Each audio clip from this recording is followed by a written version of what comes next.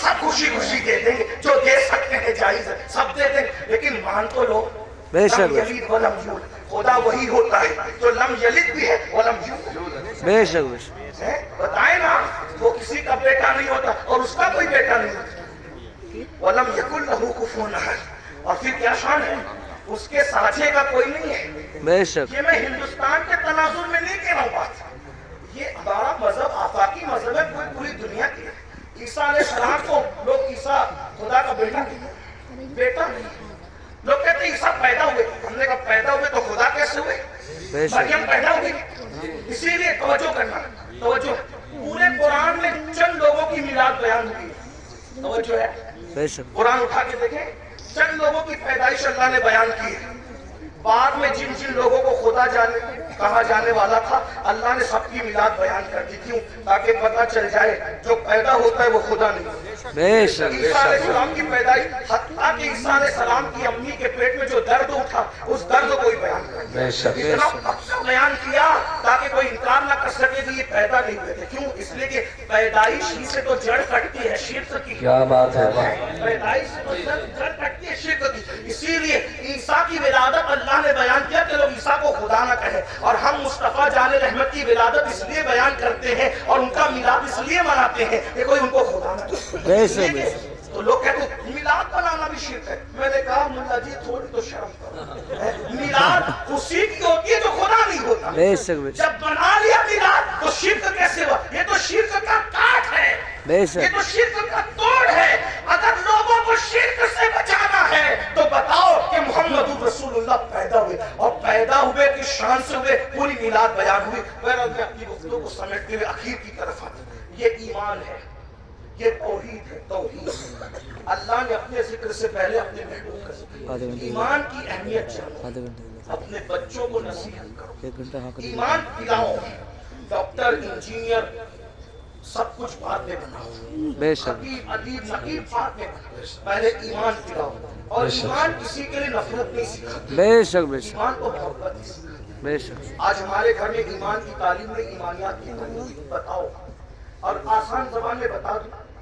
ईमान अगर सिखाना ही नहीं कुछ आता ना, तो जो सुन्नी आलिम दीन संजीदा तौर पे आपके बच्चों को ईमान सिखा सकता, उसकी कैसेट, उसका बयान आप रोजाना घर में एक घंटा चलाओ। ईमान ईमान की बरकत क्या है?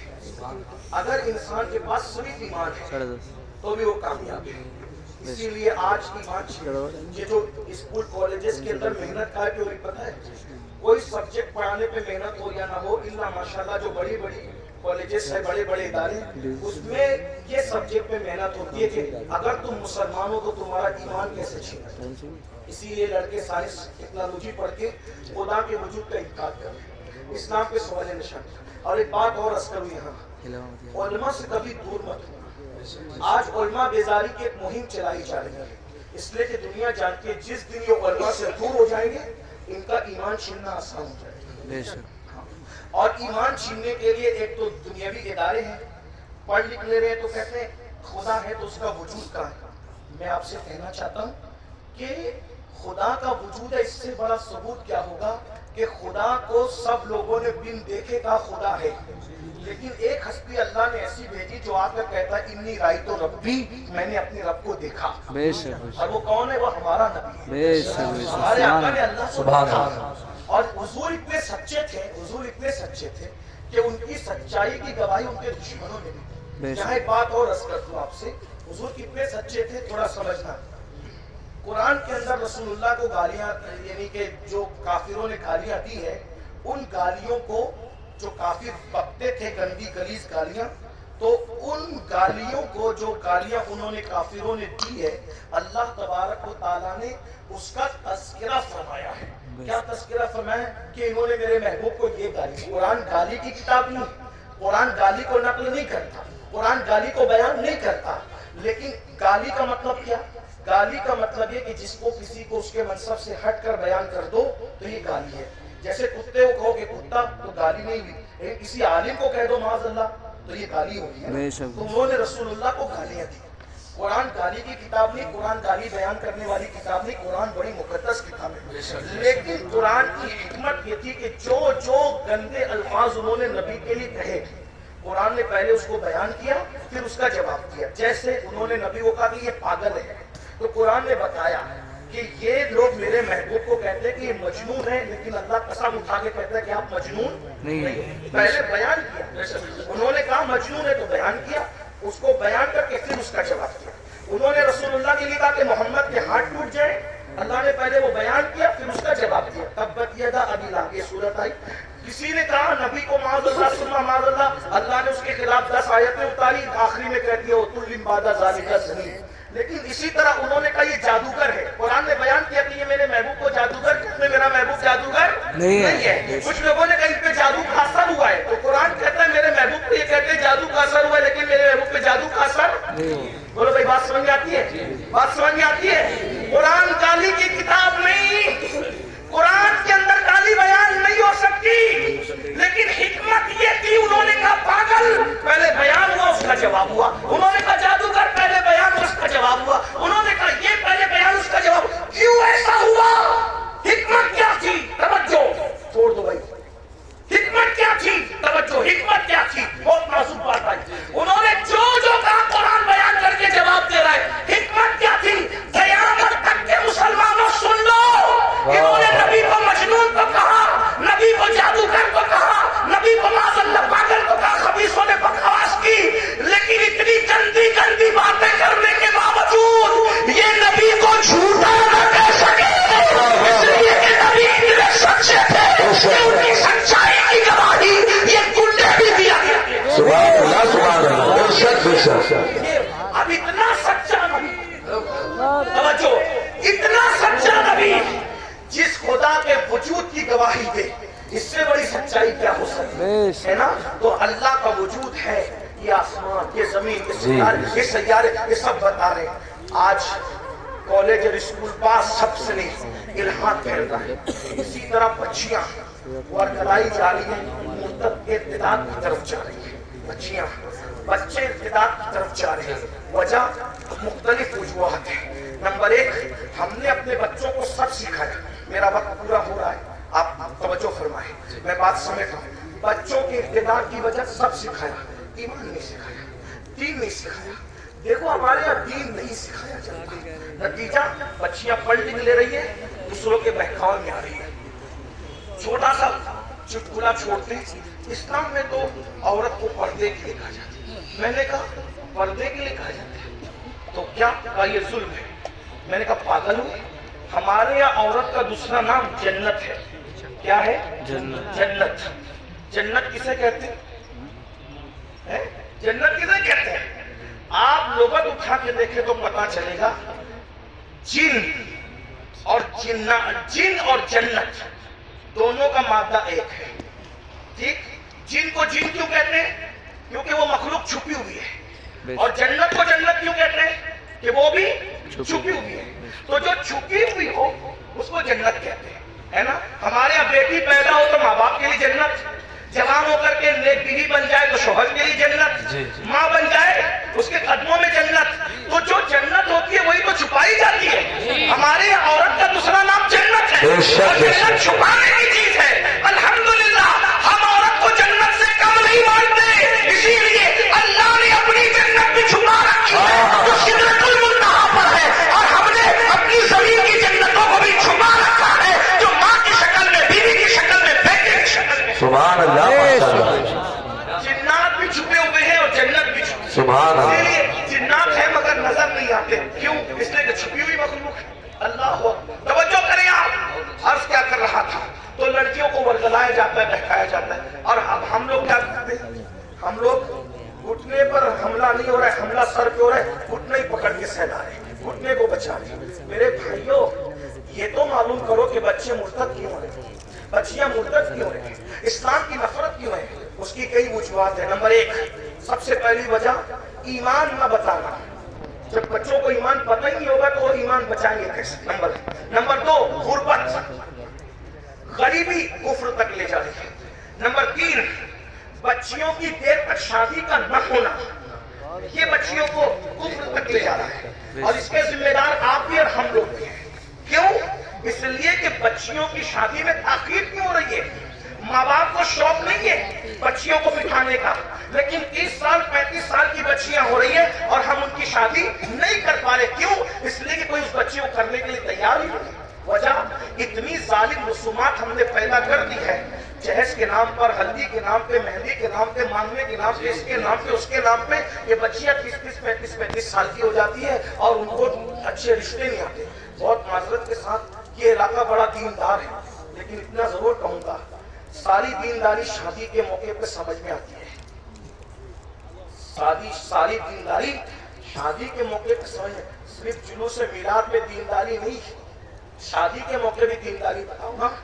सिर्फ जलसों में दर्द भरी बातें नहीं, शादी के मौके भी दीनदारी बताओ। जो लोग मुंह फोड़ के मांगते हैं वो तो मांग ही लेते हैं, जो लोग नहीं मांगते वो लोग भी गरीब घरों में सिर्फ इसलिए रिश्ता नहीं करते हैं कि यहाँ जाएंगे तो कुछ मिलेगा नहीं। एक तो वो है कि जो मांग रहा है, और एक तो वो है जो वहां जा रहा है जहाँ मिलना जरूरी है। जहाँ नहीं मिलेगा वहां जाना ही नहीं, जहाँ नहीं मिलेगा वहां बड़ी माजरत के साथ तू इधर उधर की न बात कर, ये बता के काफिला क्यों लूटा। मुझे रहजनों से गरज नहीं, तेरी रहबरी का सवाल है। मैंने कई जगह ये बात रखी और लोगों ने मेरी बात को कबूल किया। बहुत सारे लोग, नौजवानों ने ये इरादा किया कि इंशाअल्लाह ससुराल से हम एक चांदी का तार भी नहीं लेंगे, एक गिलास भी नहीं लेंगे। ये माहौल बन रहा है मुल्क के अंदर, क्योंकि कुरान कहता है वज़क्किर फ़इन्न ज़िक्र तनफ़उल मुमिनीन। मोमिनों को नसीहत करो कि नसीहत करना मोमिनों को फायदा पहुंचाता है। मेरी कौम के जवानों, अगर सिर्फ तुम YouTube पर मुर्तद होने वाली लड़कियों की वीडियो शेयर करके दर्द भरी बातें करोगे तो इस मुनाफिकत से काम होने वाला नहीं है। ये मुनाफिकत अमली छोड़ दो। और तुम इतनी दर्द भरी बातें करते हो, अगर दर्द है किसी के ईमान बचाने का तो अहद करो कि अगर मेरी शादी नहीं हुई है तो मैं जहेज नहीं लूंगा, और अगर मेरी शादी हो चुकी है, मैं बच्चों का बाप हूं, अब अपने बेटों की शादी करूंगा तो जहेज नहीं लूंगा, जहेज का बाइकाट करूंगा, गलत रसूमात का बाइकाट करूंगा। फिर देखो ईमान बचेगा कि नहीं बचेगा।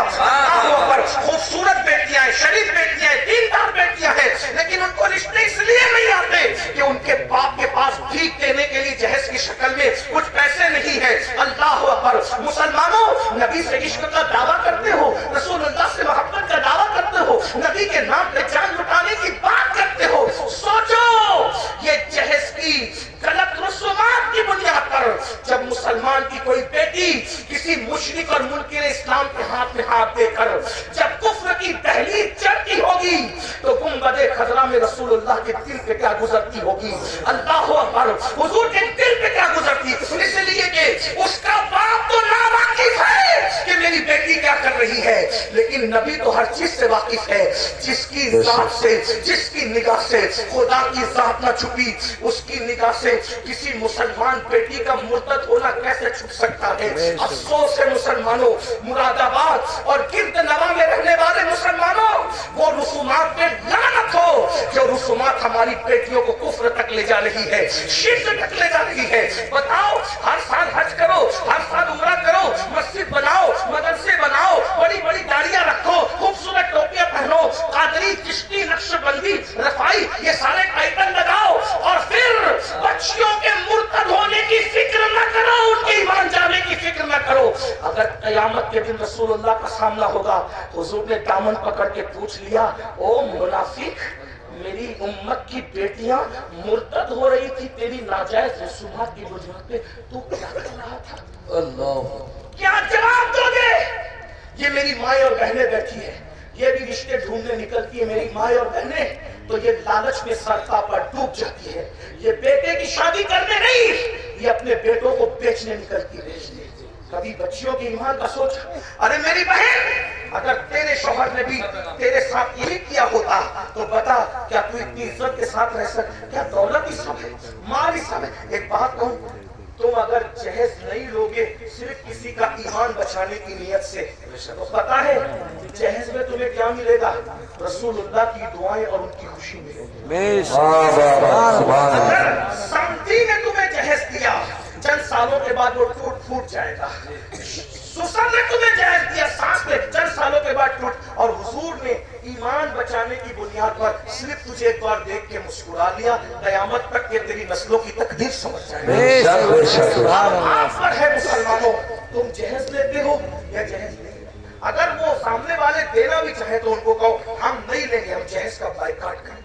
کچھ لوگ ہمارے سامنے بھی کھڑے ہو بھائی دیکھو بھائی میں ایک بات کہتا ہوں آپ کو گالیاں دینا ہمیں دے ہم تو اپنا مطالعہ ایک مشورہ پیش کر رہے ہیں کچھ لوگ کہتے ہیں نہیں جائز سنت ہے میں حضرت مفتی اسماعیل صاحب مفتی جلیس اور بھی مفتیان کرام ہیں ان کے سامنے 2 منٹ کا ایک مطالعہ پیش کرنا چاہتا ہوں اگر غلطی ہوگی تو میں یہی رجوع کروں گا ہم لوگ ضدی لوگ نہیں ہیں ہم امام احمد رضا کی فکر کی وارث فکر رضا ہماری ہے ٹھیک ہے نا ضدی لوگ ہمارے میں کہ غلطی ہو جائے تو رجوع کر لو کیوں کیونکہ آر نار سے بہتر ہے لوگ ہمیں یہ کہنا دیں گے نا کہ رجوع کر لیا ٹھیک ہے ہمیں تو رجوع والے توبہ والے اور توبہ اللہ میں محبوب ہے حضور نے سیدہ پاک کو جہیز نہیں کیا یہ میں آج آپ کے سامنے حضور نے سیدہ فاطمہ الزہرا پاک کو جہیز نہیں کیا میں نے کئی جگہ پیش کیا علماء کے سامنے لیکن علماء نے میری تائید ہی کی ابھی تک کسی نے اختلاف نہیں کیا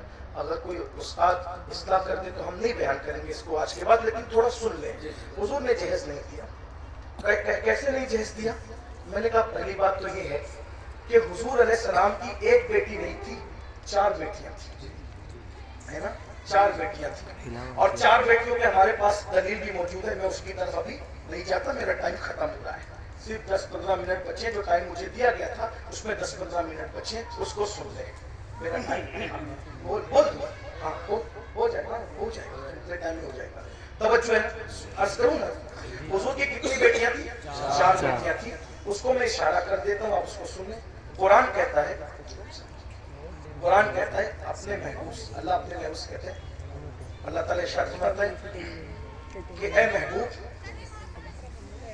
آپ فرما دیجیے اے محبوب آپ فرما دیجیے قل آپ فرما دیجیے کیا فرما دیجیے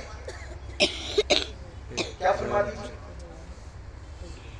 لے ازواجکا اللہ فرماتا ہے قل لے ازواجکا و بناتکا اور ونساء المؤمنین بے شک 3 طبقے کو نبی خطاب کر رہے اللہ کے حکم سے قل لے ازواجکا و بناتکا ونساء المؤمنین آپ کہیے اپنی بیویوں سے اور اپنی بیٹیوں سے اور مومنوں کی عورتوں سے تو یہ بناتی کا جو ہے نا یہ بناتی کا کیونکہ عربی زبان کا حسن یہ ہے کہ ہر زبان میں واحد اور جمع بات ختم عربی میں واحد تثنیہ جمع قلت جمع کثرت ہے نا یہ تفسیر تو قرآن کیا کہہ رہا ہے وہ بناتی کا تثنیہ کے ساتھ نہیں ہے کس کے ساتھ ہے جمع کے ساتھ تو اگر تثنیہ کے ساتھ بھی ہوتا تو 2 بیٹی ماننی پڑتی اور اگر ایک بیٹی ہوتی تو بنتی کا کہا جاتا بناتی کا نہیں کہا جاتا ہے نا بناتی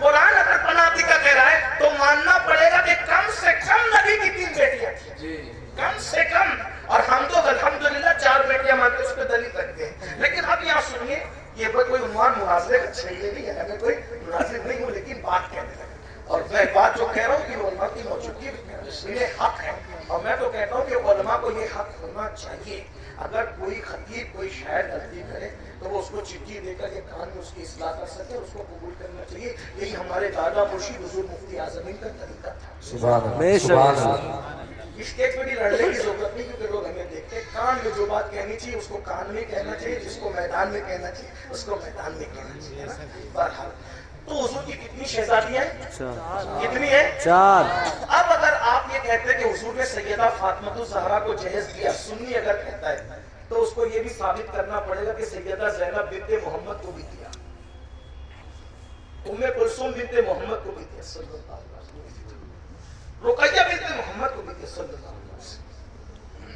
بھئی جب 4 شہزادیاں ہیں تو ایک ہی کو جہیز کیوں دیا ایک بات ٹھیک بات سمجھ جو نبی یہ کہے کہ اگر ایک کھجور اپنے بچوں میں تقسیم کرنا ہو تو برابر برابر تقسیم کرو ورنہ اللہ کو قیامت میں جواب دینا پڑے گا جب نبی کھجور کی تقسیم میں برابری کر رہے ہیں تو جہیز کے اندر دینے میں حضور برابری کیوں نہ کریں گے تو آپ کو یہ بولنا پڑے گا کہ حضرت زینب کو کب دیا حضرت رقیہ کو کب دیا ام کلثوم کو کب دیا ایک بات پھر آپ کہیں